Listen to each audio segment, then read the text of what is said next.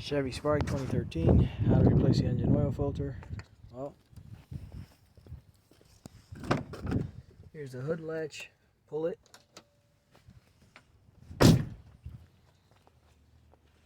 Pull the hood up. Put the latch. See where the latch is? You put it right there. Take the cap off. Go under.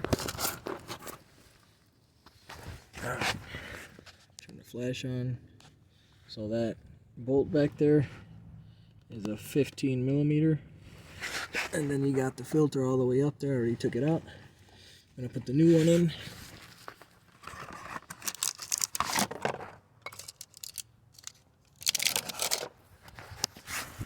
I can do both at the same time.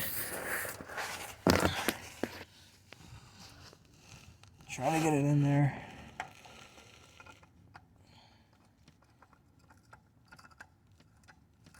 Alright, so it's going in. I already filled the oil filter with oil. See that? I'm just gonna twist it by hand.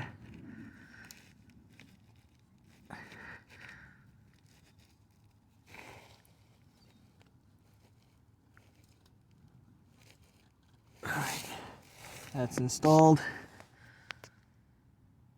And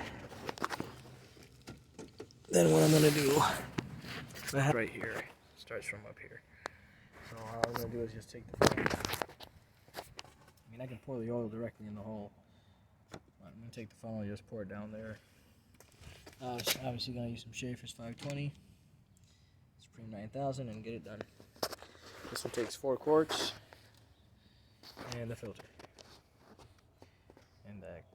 And then the oil reset would be a separate video.